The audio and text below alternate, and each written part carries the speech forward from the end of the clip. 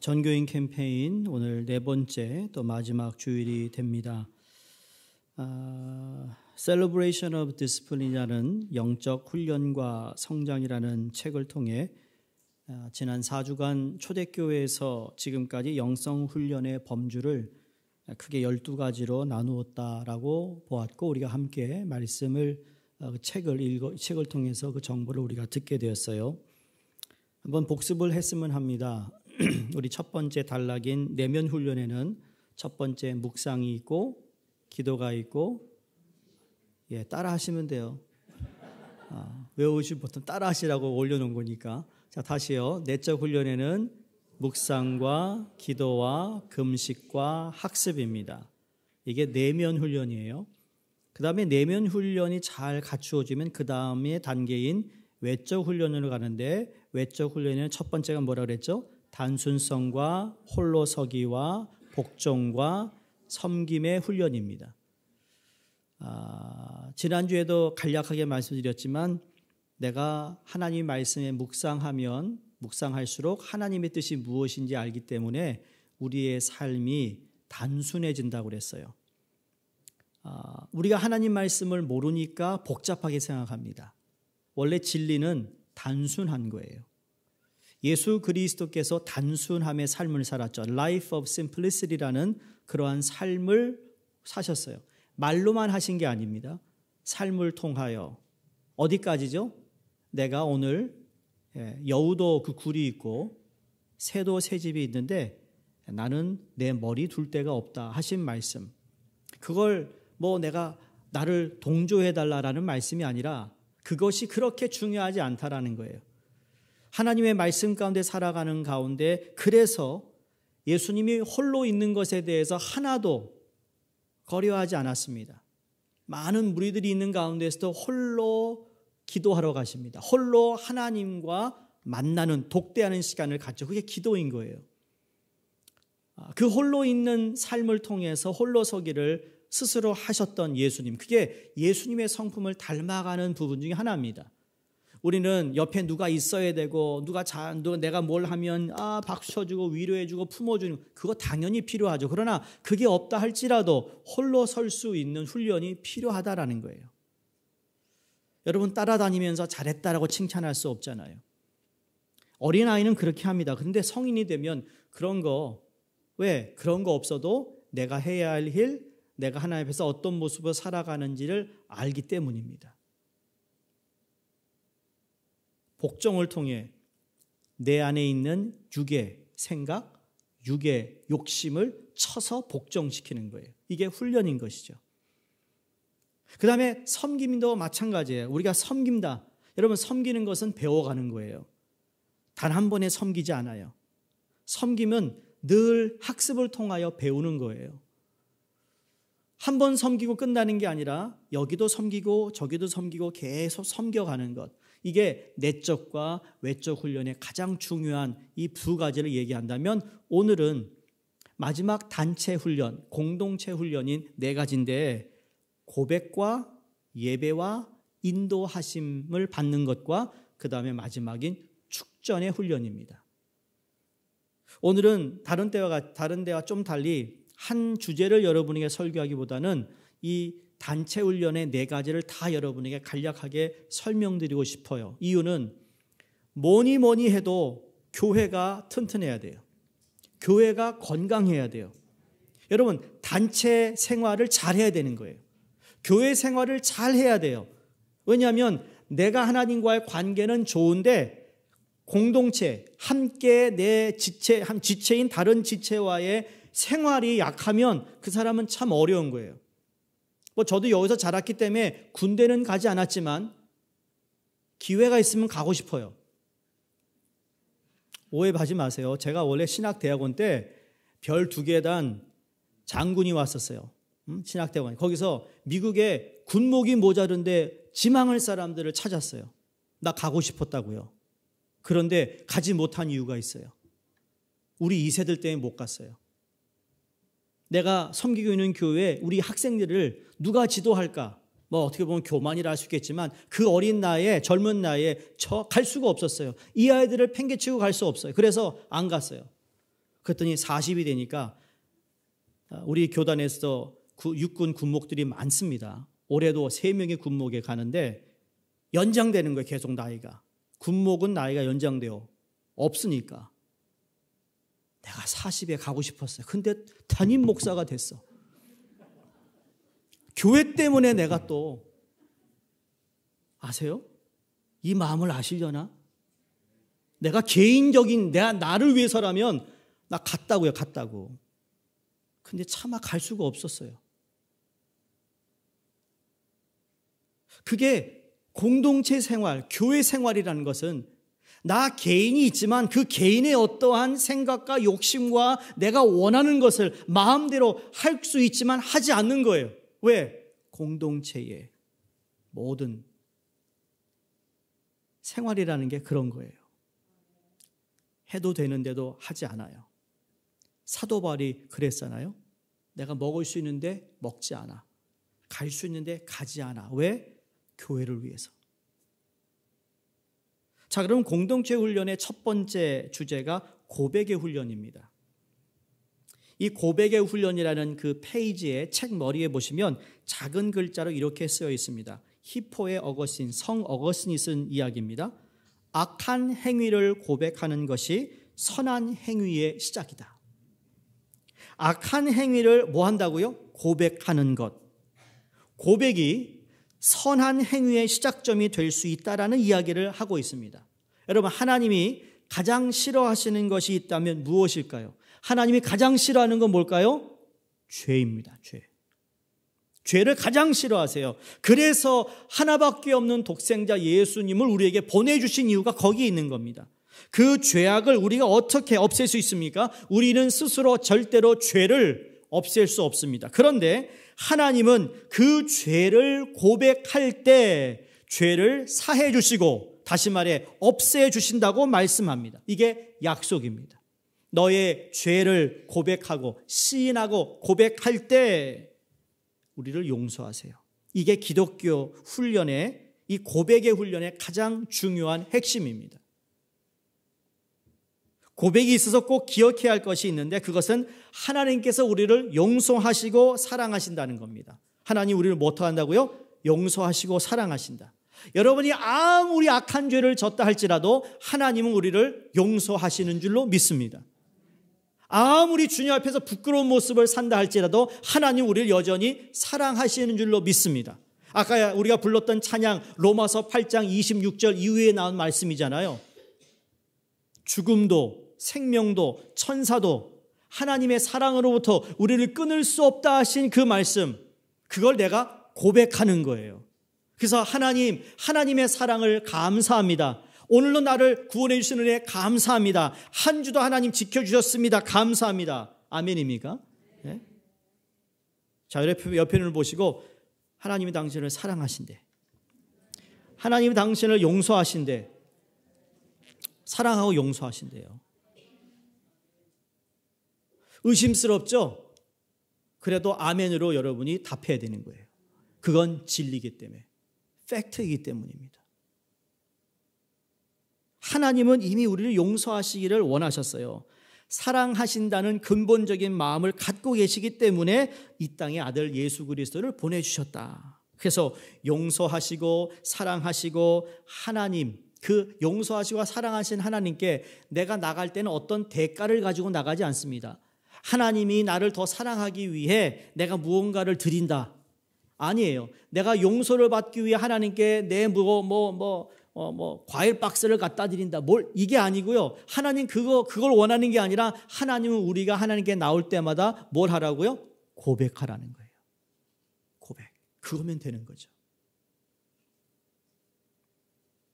우리의 어떤 애씀과 노력이 아니라 하나님으로부터 해결받는다는 믿음과 약속에 근거한 고백이 중요하고 이것이 고백의 출발이 되는 겁니다. 신앙의 이 고백이라는 건 근데 나 혼자의 고백이 개인의 고백이부터 시작되지만 이 고백이 어디로 갈까요? 여러분 이 고백은 단체로 흘러가야 되는 겁니다. 우리가 예배를 드릴 때마다 함께 우리가 교독하는 게 있습니다. 함께 우리가 고백하는 게 있죠. 그게 뭐죠? 사도신경. 사도행전 그러면 안 돼요. 여러분 사도행전을 그리려고 그랬지. 응? 보니까 사도행전 하려고 그랬어. 그것도 우리가 뭐 고백할 수 있지만 사도신경. 예수님이 어떻게 이 땅에 오셨고 죽으셨고 부활하셨고 앞으로 하나님의 나라. 이걸 우리가 함께 고백하는 거예요. 내게 주신 은혜, 그 개인적인 구원에 감사하지만 구원받은 하나님의 백성은 함께 그 하나님을 찬양하고 예배하는 이 고백. 이 예배가 또한 중요한 것이죠. 그래서 기독교의 고백은 심리치료가 아닙니다. 기독교의 고백이라는 건 내 안에 응어러진 것을 꺼내는 그런 것이 아니라 아주 단순하게 십자가 앞에서 예수 그리스도 앞에서 고백해야 되는 겁니다. 나의 삶을 그대로 고백하는 거예요. 이 고백의 핵심은 예수 그리스도를 통하여 예수 그리스도 앞에서 우리의 죄를 고백할 때 우리 주님은 우리를 용서하시고 사랑해 주시는 속성이 있는 분이라는 것을 믿는 겁니다. 그래서 고백은 하나님의 은혜로 하는 겁니다. 무엇으로 한다고요? 은혜로 하는 거예요. 은혜로. 자, 그러면 이런 의문이 있습니다. 아니, 하나님의 은혜로 고백하는데 이걸 왜 훈련해야 됩니까? 맞아요. 왜 훈련해야 될까? 이유는 이겁니다. 고백은 하나님의 은혜로 하는 것 맞습니다. 그 은혜는 우리에게 강요하는 것이 아니라는 것도 맞습니다. 하나님 우리에게 은혜를 주셨다면, 사랑을 주셨다면 그 따뜻한 은혜와 사랑을 가지고 고백은 그 누가 할까요? 하나님이 하는 게 아니라 내가 하는 거예요. 예로 한국말로 영어로 얘기하면 response 하는 거예요. 하나님이 내게 사랑하시고 용서하심을 통하여 나는 그거에 대하여 반응하는 거죠. 하나님 고마워요. 여러분 성도님이 여러분에게 뭐 선물을 줬는데 그냥 받고 아무 말 안 하면 죽어도 기분이 안 좋아요. 괜히 줬어. 다음부터 안 줄 거야. 그런 마음이 들잖아요. 근데 정말 아무것도 아닌 걸 드렸는데도 볼 때마다 고맙습니다. 그때 너무 잘 먹었어요. 너무 좋아요. 그러면 어떻습니까? 또 주고 싶어요. 꼭 그런 건 아니지만. 근데 받은 거를 강요하진 않아요. 근데 강요하지 않지만 그 고백의 훈련 가운데 내가 고백하는 것은 하나님의 은혜이지만 그 고백은 그 고백 스스로를 내가 하는 것이죠. 내가 해야 된다는 것, 그게 바로 훈련이 필요하다는 거예요. 저는 가끔 이제 저희 교육자실에 아이들이 들어왔다 하니까 요새는 아이들도 스마트해졌어요. 요새 내 방에 안 와요. 옛날엔 자주 왔어요. 이 연령별로 왔는데 요새는 안 오더라고요. 걔네들이 시험을 합니다. 어떤 시험일까요? 어떤 애는 주면서 그냥 나가는데 잠깐 제가 멈춰서 뭐라고 그래야지? 쳐다봐야죠. 뭐라고 그래야지? 제가 왜 그럴까요? 유치해서? 치사해서? 아니요. 훈련시켜야 되거든요. 받았으니까 고맙다고 해야지. 그거 할 때까지 실패한 적도 많아요. 그냥 나가더라고요. 근데 훈련시키는 거예요. 왜? 고백하는 거예요. 고백. 이게 우리 신앙에도 똑같아요. 하나님의 사랑과 용서하심에 고백하는 것. 그건 내가 할 몫이라는 거예요. 그런데 이 고백의 가장 중요한 건 내 고백뿐만 아니라 영어로 corporate confession이에요. 우리가 공동체, 함께 하나님께 고백하는 것. 근데 이 고백이 이 예배 가운데 사도신경을 통해 고백도 하지만 어떤 고백인가? 내가 가지고 있는 어떤 참 죄, 부끄러운 내 모습을 어느 누군가에게 목장에 있는 목원들과 함께 나누는 겁니다. 내가 이번 주에 이런 것 때문에요. 분노를 토하고 막 그랬는데 그거 하니까 마음이 너무 아픈 거예요. 나 이런 분노 조절할 수 있도록 기도 부탁드려요. 여러분 그런 기도를 부탁할 수 있는 것, 그게 단체 훈련의 중요한 고백 훈련이에요. 기억할 것은 그렇게 내가 기도를 부탁하면, 그렇죠?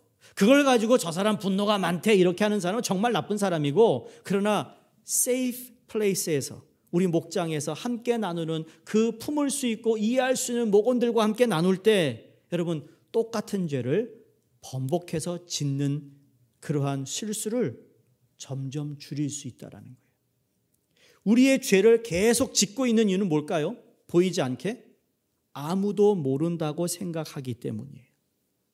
내가 짓고 있는 죄에 대해서 누군가 알고 있다면, 그 사람이 언젠 계속해서 나를 점검해 준다면 여러분 그 죄를 지을 수도 있지만, 그러나 죄를 짓는 숫자가 점점 줄어든다는 거죠. 이게 공동체 고백의 훈련입니다. 야고보서 5장 16절에도 너희의 죄를 서로 고백하라라고 말했습니다. 이로 인해 고백한 죄를 다시 번복하지 않게 되고, 고백한 죄에 대한 용서를 받는데 내가 용서받았다는 확신이 있기 때문에 자유로운 겁니다, 여러분.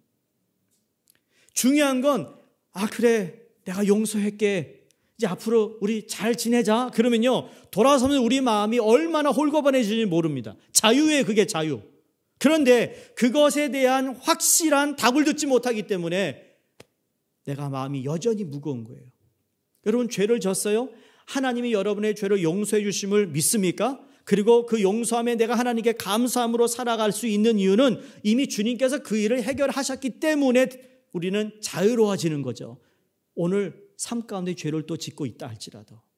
마찬가지로 우리 대인관계, 성도 간의 관계도 그런 겁니다. 내가 실수할 수 있어요. 내가 그 사람에게 정말 안 좋은 모습을 보일 수 있어. 그러면 그걸 가지고 그냥 꾹 참는 게 아니라 찾아가서 내가 이랬는데 미안해. 그때 마음 안 좋았지. 그런 의도는 아니었는데 그렇게 됐어. 미안해.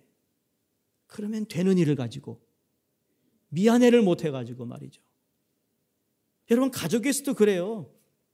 부모가 잘못하면 자녀에게 미안해 하면 되는 거 가지고 미안해를 못 해가지고 20년 30년 그 자녀의 마음에 쓴 뿌리가 자라서 엄청난 어려움을 겪는 사람들이 한둘이 아니에요. 바라기는 이 고백의 훈련이 우리 가운데 잘 자리 잡기를 주의 이름으로 축원합니다. 두 번째 훈련이 예배 훈련입니다. 예배, 그러면 구약 성경에서 솔로몬이 예루살렘 성전을 짓고 예루살렘 성전 안에 하나님의 임재의 안개, 그 수목이 거기에 가득 차면서 무엇이 맺냐면 쉐키나를 했어요. 이 쉐키나라는 단어는 하나님의 영광을 상징합니다. 하나님의 영광에 우리가 어떻게 반응하느냐라는 것을 우리는 물어야 됩니다. 두세 사람이 내 이름으로 모인 곳에 내가 너희와 함께 하시겠다. 하나님의 임재를 말씀하시는데, 그러면 우리가 목장이 되었던, 예배가 되었던, 전도가 되었던 그곳에 우리가 모여 하나님의 임재에 관하여 반응하는데, 우리가 잘 아는 요한복음 4장 23절에 성령과 진리로 예배하는 자를 찾는다 그렇게 말씀했습니다. 영광을 보여주시는 하나님의 주도권에 우리 인간이 어떻게 반응하느냐, 아니 반응하는 그 자체가 예배라는 거예요. 하나님의 영광이 오늘도 이곳에 임함을 믿습니다. 믿는 가운데 내가 하나님께 어떻게 반응을 할 것인가, 우리 예배를 우리가 주도하는 것이 아니라 하나님께서 주도하신다는 걸 믿는 것이죠. 내가 애쓰고 노력하고 물론 잘 준비하지만 모든 것이 하나님의 주도권에 있다는 것을 깨닫고 드리는 예배. 그래서 그 반응이 어떻게 나타나죠? 기도하는 분, 찬양을 통해 선포에 대한 감사와 영광을 올릴 수 있는 것, 이것이 바로 예배의 정의다라고 말할 수 있는 겁니다. 더 쉽게 말하면 여러분의 필링이 아니라는 거예요. 내가 기분이 좋아서 찬양하는 게 아니라는 거고, 여러분이 그냥 하나님께서 나를 잘 인도해 줘서 그냥 내 기분이 업해가지고 와서 예배 드리는 게 아니에요. 때로는 내 마음이 무거울 때 있어요. 내 마음이 힘들 때 있어요. 그래도 예배는 드려야 되는 거예요. 왜? 이미 하나님의 영광에 대한 반응을 나는 주님께 올려드려야 되기 때문에. 그러니까 예배의 중심은, 제일 중요한 점은 예배의 대상이 누군가를 잊어버리면 안 됩니다. 예배의 대상은 누구죠? 하나님. 맞아요, 하나님이에요. 하나님에 대한 대상을 잃어버리고 예배 드릴 수 있어요. 이게 예수님께서 말씀하셨던 바리새인의 종교적 행위입니다. 바리새인이 그냥 종교적 행위로 했던 것들, 그래서 금식도 주님이 그들의 금식을 받지 않았어요. 그들이 율법을 지키는 것도 그냥 행위였어요. 마음도 없는 행위. 그러나 예배라는 건 하나님의 성품, 하나님의 마음, 하나님의 뜻, 하나님이 원하는 바를 알아야 되는데 알지 못하고 예배도 드리더라는 거죠. 그건 참된 예배가 아닌 겁니다. 이와 비슷한 오해, 이와 비슷한 실수를 범하는 것 중에 하나가 또 있어요. 교회에서. 뭘까요? 섬김이라는 거예요. 자칫 잘못하면 하나님이 누구신지도 모르고 섬기는 분들이 있습니다. 그 섬김에 집착합니다. 그 집착할 때 그 섬김은 바로 우상이 될 수 있어요. 하나님이 누구신지 잃어버린 채 섬김에만 집중하기 때문에, 비약적으로 말하면 예배의 대상을 잃어버릴 때에 내가 예배를 위해 준비하고 예배를 위해 섬기고 있지만 이미 그 예배의 본질과 멀어졌다고 말할 수 있다는 겁니다. 그래서 예배가 단체 훈련에 관련된 이야기는 그리 어려운 것이 아니라고 생각합니다. 예배만큼 저희가 늘 함께 모여 예배를 드리고 있어서 특별히 다른 말씀을 드리지 않겠습니다. 그럼에도 불구하고 이 부분을 강조하고 싶은 것은 개인적인 훈련, 개인적인 영적 훈련은 절대로 개인의 자리에 머물 수 없다라는 이야기입니다. 내적의 영성 훈련은 단체의 영성 훈련으로 이어져야 하듯 개인의 신앙은 절대로 개인에 머무는 것이 아닙니다. 내가 하나님에 대한 사랑과 용서에 고백하듯 내가 고백할 수 있는 이 공동체 안에서 나의 부족함도 고백하고 나의 실수도 고백하고 그걸 통하여 나를 품어주고 이해해주고 용서해주고 사랑해주는 그 공동체 안에 여러분 내가 자유로운 거예요. 여러분 목장에서 모임을 하시잖아요. 정말 솔직하게 만약 여러분이 내가 이 부끄러운 모습을 아직 얘기하기는 난 아직 준비가 안 됐어요. 그러면 it's okay, 괜찮아요. 그걸 어떻게 강요할 수는 없죠. 그러나 정말 세이프하다고 생각될 때 여러분이 내 마음을 열어 고백하잖아요. 그 고백에 관해 절대로 사람은 돌 던지지 않아요. 돌 던지는 사람은 하나님께서 가만히 두지 않습니다. 왜? 이미 그걸 통해 공동체를 깨고 있거든요. 그러나 그 고백을 통해 여러분 함께 나눔을 통해 거기에 놀라운 축복과 아름다움의 교회, 하나님의 나라가 거기에서 보이게 돼 있는 거예요. 그러니까 모임이 중요한 이유는 모이게 될 때 하나님으로부터 만들어지는 역사가 있어요. 모였을 때 보여지는 하나님의 뜻이 공동체 가운데 이루어지기 때문에 우리는 이 공동체 모임을 소중하게 여겨야 하는 겁니다. 여러분이 책을 읽어서 아시겠지만 개인으로 시작된 내면의 훈련은 외적으로 나오는 훈련, 그리고 외적 훈련은 결국 단체 가운데로 공동체 가운데로 나오지 않으면 아무런 소용이 없습니다. 여러분이 주님을 사랑하고 주님의 은혜를 다 경험한 거 압니다. 여러분 그게 표현돼야 되고 고백돼야 되고 나누어져야 되는 겁니다. 제가 이번 주도 인디애나폴리스에 원 미션 소사이티라고 120년 된 선교단체입니다. 중국, 한국 그리고 일본을 타겟으로 선교사를 파송한 선교단체입니다.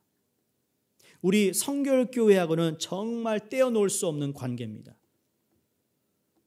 저 말고 8분의 우리 교단의 이제 리더들과 함께 갔는데 가신 분 중에 한 분 빼고 저 빼고는 다 OMS에서 보내준 장학금으로 서울신학대학교를 공부하신 분들이더라고요.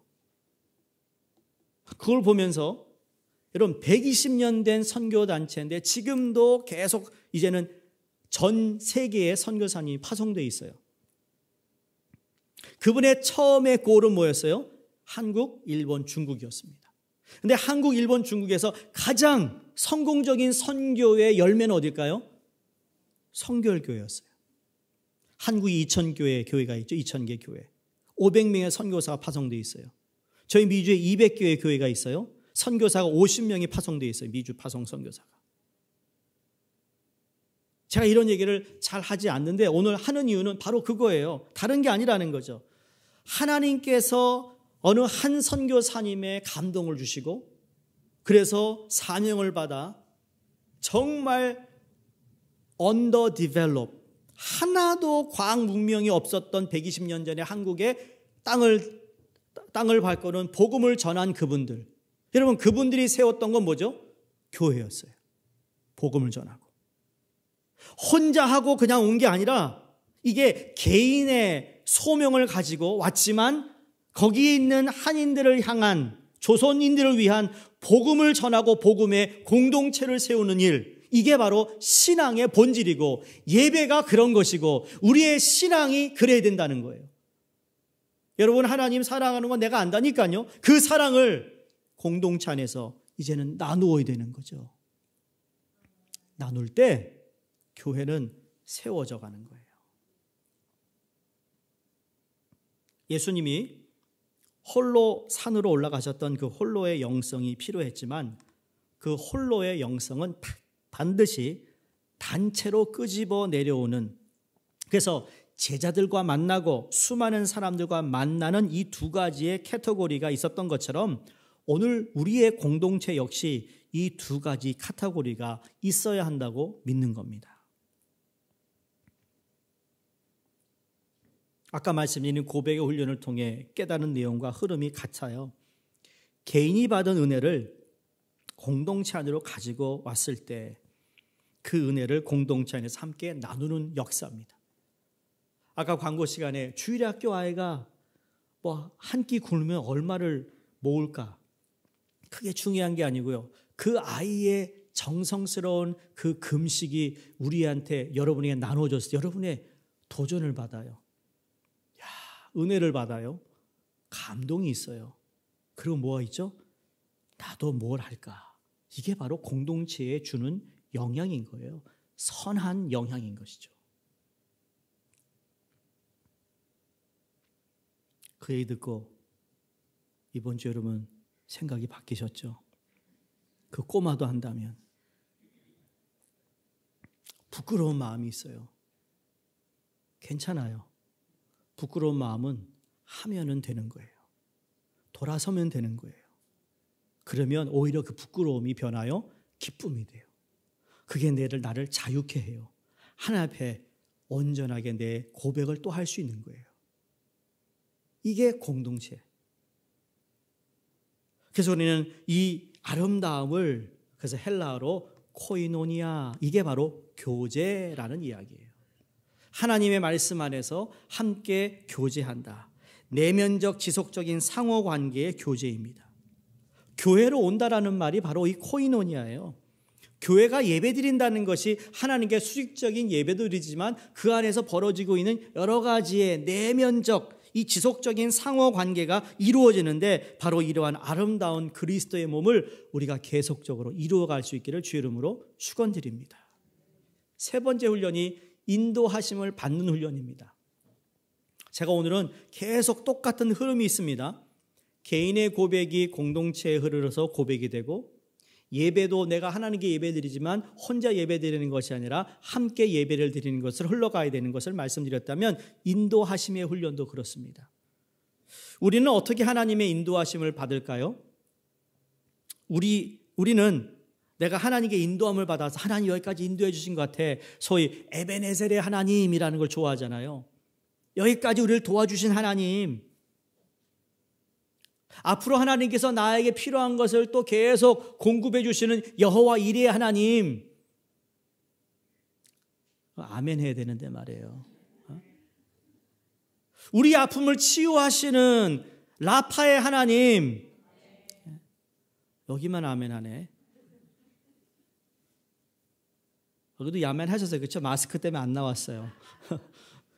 알아요. 아멘 하셨어. 좀 소극적인 아멘이지만. 여러분, 인도하심의 이 인도함은 개인으로 하나님이 개인의 나를 인도하세요. 근데 개인으로 시작되어서 이것 역시 단체로 흘러가게 되어 있습니다. 인도함에 있어서 중요한 것은 한 사람이에요. 한 사람. 그 한 사람을 통하여 하나님이 단체를 움직이시고 단체에게 말씀하세요. 이게 사람의 소리가 아니라 하나님의 음성, 즉 성령 하나님의 음성이 내 귀에 어떻게 들려지는가가 참 중요한데, 성령 하나님의 인도하심을 받는다라는 것이 어려운 것 중에 하나는 이것이 정말 하나님이 내게 주신 말씀인가? 기준이 무엇이고 분별을 해야 되는 것이 어려운 것이지, 그러나 하나님께서는 늘 우리에게 말씀하시고 인도해 주시는 하나님, 이걸 전제 조건인 거예요. 오늘 내가 말씀을 읽는 가운데, 묵상하는 가운데 이 말씀이 내게 와 닿았다면 그게 오늘 하나님이 내게 주신 말씀이라고 믿는 거예요. 그 말씀이 내 안에서 소화가 되어서 내가 어떻게 살아갈 건가, 주님 앞에서 그런 모습으로 살아가는, 그걸 반복하고 훈련하면 오늘 내가 읽은 말씀이 그래서 내 죄를 발견하게 하시고 약속을 붙잡게 하시고 내가 피해야 할 것이 무엇인지를 알게 하시며, 그리고 거기서 내가 배워야 할 교훈이 무엇인지 알게 하시고, 더 나아가 하나님이 이러한 분임을 내가 아는 거죠. 그래서 말씀을 매일 읽고 묵상하는 분은 오늘도 내게 주신 말씀이 이거구나라는 것을 알아요. 그런데 띄엄띄엄 읽으면 하나님도 띄엄띄엄. 근데 그렇게 말씀하는데도 나는 긴가민가 그런 거예요.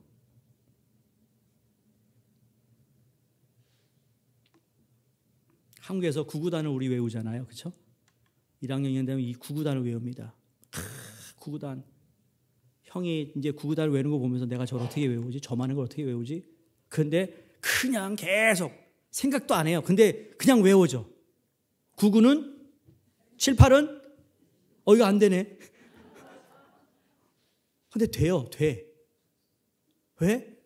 훈련했거든. 학습했거든. 자, 성령께서 우리 개인에게 임하는데요, 개인에게 뜻을 보여주시고 인도해 주세요.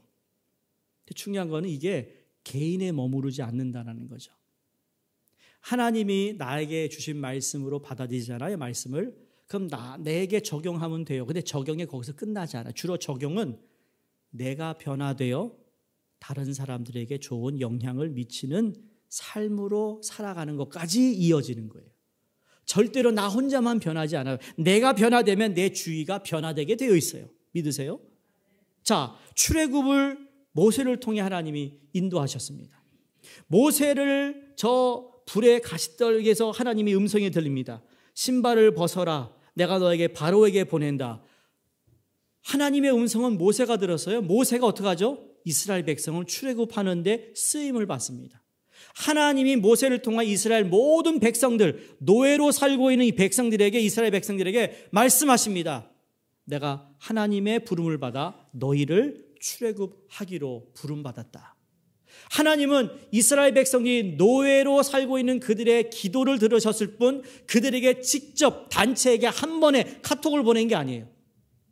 그룹 채팅에 간 게 아니라 밤에 자는데 모든 이스라엘 백성의 꿈에, 지난밤 내 꿈에 주님이 보였으니 오늘 그 꿈 이루어 주소서, 그러지 않았어요. 모세를 통해 말씀하시고 모세가 가서 하나님의 말씀을 대언하여 이스라엘 백성 모두가 함께 출애굽을 하게 되었어요. 이게 인도하심 받는 훈련의 모습이에요. 아니요, 인도함을 받는 사람의 공통점이라는 거죠.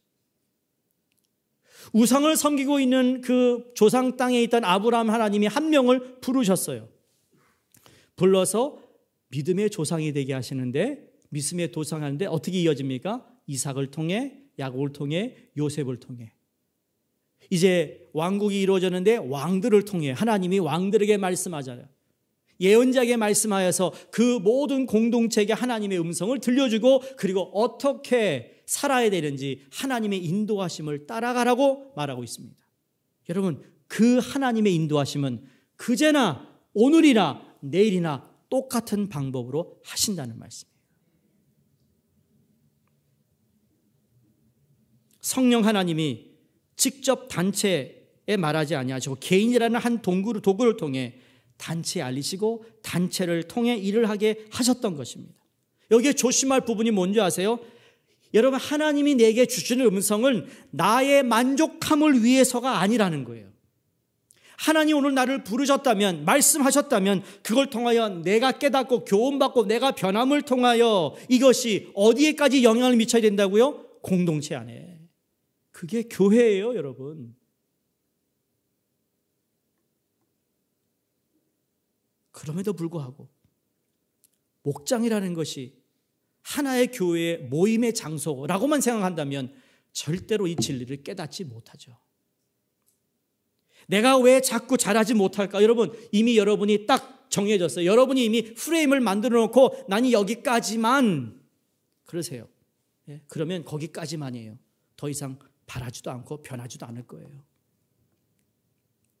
근데 하나님의 프레임은 하나님이 만들어 놓으신 것이지 우리 스스로 그것을 만들어 놓고 내가 이 안에 서만 그러면 영적 훈련, 성장 아무리 100번 읽어도 아무런 변화가 오지 않습니다. 바라기는 하나님의 이끄심, 도우심에 쓰임받는 여러분이 되시기를 주 이름으로 축원드립니다. 성경에 이런 말씀이 있잖아요. 눈에 보이는 사람도 사랑하지 못하면서 눈에 보이지 않는 하나님을 어떻게 사랑하느냐고. 이걸 이렇게 말할 수 있습니다. 눈에 보이는 사람 앞에서도 순종하지 못하는데 눈에 보이지 않는 하나님을 어떻게 순종할 수 있겠느냐고. 근데 하나님은 반드시 그 공동체 지도자를 통하여 하나님의 인도함을 성경 가운데 수많은 사람들, 수많은 하나님의 사람을 통하여 인도하셨음을 기록하고 있습니다. 그 사람은 반드시 하나님이 보낸 사람이라는 거예요. 아까 제가 왜 제 얘기를 한 줄 아세요? 개인으로는 가고 싶죠. 개인으로는 제가 기회가 있었죠. 내가 공동체 제를 그렇게 귀하게 생각하지 않았다면. 그런데 제가 이민교회, 제가 맡았던 우리 젊은 학생들을 두고 갈 수 없었어요.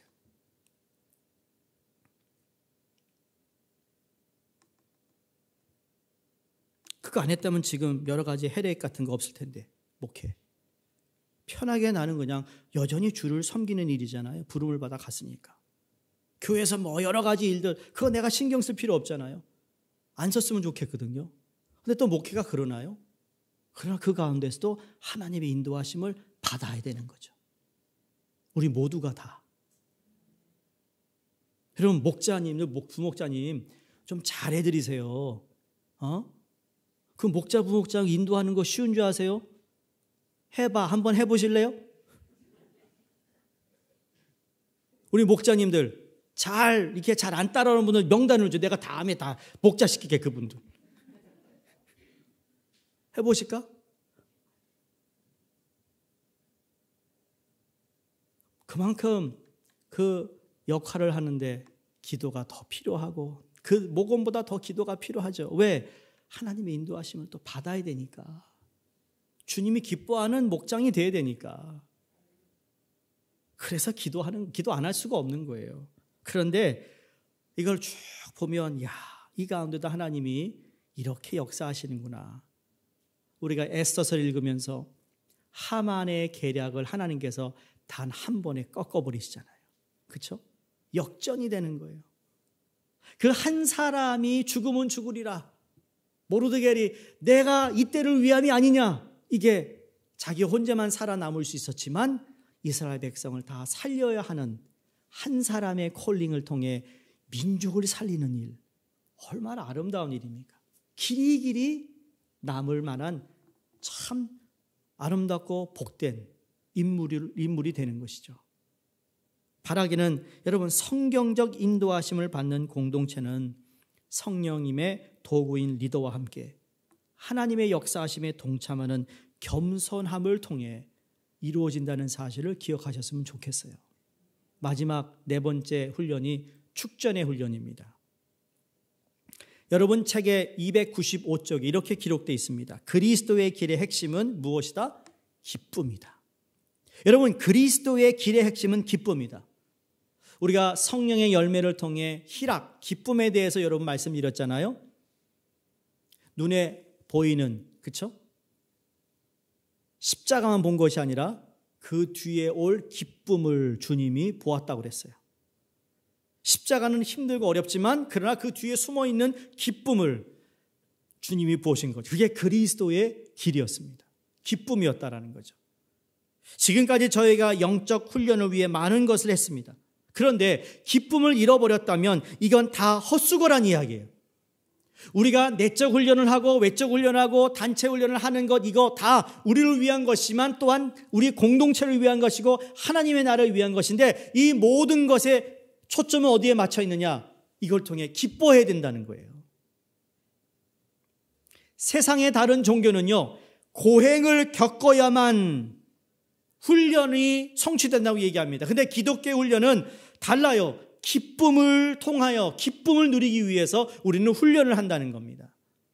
금식도 하고 홀로 있기도 하고 기도도 하는데 있어서 모든 것이 너무 괴로움에 이 훈련을 한다면 여러분, 그 하나님의 목적과 너무 멀다 말할 수 있습니다. 예수님께서 바리새인을 향해 꾸짖었던 것이 아까도 말씀드렸지만 종교적 행위 때문이라고 그랬어요. 여러분, 일상생활 여러분 가족들을 돌보는데 가족을 위해서 밥을 하고 일상생활 집안일을 하는데 여러분, 이게 뭐 보링할 수도 있겠고 뭐 권태기가 올 수 있겠지만 여러분, 거기에 기쁨이 있지 않다면 밥을 짓는데도 투덜투덜 내가 이걸 또 해야 돼. 뭘 먹을까? 그래요. 저도 그래요. 뭘 먹고 뭘 입냐? 맞아, 그거 있어요. 그러나 매번 뭐 집안일 할 때마다 투덜투덜거리면 그 옆에 있는 자녀가 뭐라 그럴까요? 우리 엄마는 날 해피해. 날 해피해. 날 해피한 밥을 먹어. 날 해피하게 뭘 해. 여러분, 그게 컨테이저스한 거예요. 전염이 돼요. 일부 때도 그랬죠. 엄마 아빠가 매일 보면 투닥투닥거려. 그럼 투닥투닥거리면 그걸 누가 볼까요? 애들이 다 봐요. 3살짜리도 다 봐요. 말을 안 할 뿐이지. 표현 안 해서 그렇지. 고백 안 해서 그렇지. 따로 숨겨놓고 말해요. 어떤 아이들은 그런 애 있잖아요. 우리 교회에 있었던 일이에요. 오래전에 10몇 년 전에 주일학교에서 애들이 이제 물을 따라주고 이제 마시자 그러는데 이 녀석이 그러더래요. 봤다라는 거지, 봤다. 다 들켰어. 다 들켰어. 그 부모가 누군지 알아. 들켰어. 좋아. 기뻤으면 좋겠지. 보여요. 집안일을 하는데 여러분, 기쁨이 있어야죠. 집안일만큼 고행이다라고 하면 그거 얼마나 불행합니까? 기쁨으로 감당하고 사랑으로 감당하고 그 자녀를 사랑하고 가정을 사랑하는 마음으로 일하고 그렇게 봉사하고 헌신하면 가정의 행복이 넘칠 것이라 믿습니다. 그래서 교회 안에서 영적 성장에 귀한 것은 기쁨의 마음이라고 이야기하고 싶어요. 기쁜 마음. 여러분, 이게 천국을 재현하는 것과 마찬가지입니다. 하나님의 나라는 기쁜 거예요. 여러분, 우리 앞으로 기쁘게 신앙생활 하자고요. 나하고 좀 안 맞는 것이 있어도요, 웃어버리자고요. 그거 가지고 인상 쓰고 이러지 말고 좀 렛고 하자고요. 기뻐하자고요. 기뻐하기 위해 내가 훈련이 부족했구나. 내가 기도가 부족했구나. 그래서 기뻐하지 못하는구나. 내가 정말 교회를 더 열심히 나가겠구나. 이래서 이렇게 생각해야지. 그 기쁨을 계속 훈련하게 되면 그것이 우리에게 힘이 된다는 사실을 믿으셔야 합니다. 느헤미야 8장 10절에 여호와를 기뻐하는 것이 너희의 힘이니라 그랬습니다. 이 세상에 많은 것들이 있지만 여호와로 인하여 내가 기뻐할 때 그게 우리의 힘이라는 거죠. 맞아요, 여러분. 사람이 슬프면 힘을 잃어버려요. 슬프면 무기력해 보여요. 근데 기쁘면 힘이 생겨요. 그렇지 않습니까? 내가 이렇게 힘들게 일하지만 이거에 대한 결과가 기쁨이라면 또 힘을 얻고 가는 거예요. 그게 어떻게 보면 교회의 생활 가운데 그럴 수 있어요. 처음에 또 전교인 캠페인을 한다는데 이거 어떡하지 그래가지고 막 그랬는데 이제 끝날 때 되니까 기뻐요. 왜? 끝나서 기뻐. 그리고 더 기쁜 건 내가 변했어. 제가 여러분의 목장 소식을 보면서 이분이 이런 마음을 가지고 있었구나. 기쁜 거예요. 뿌듯하더라고요.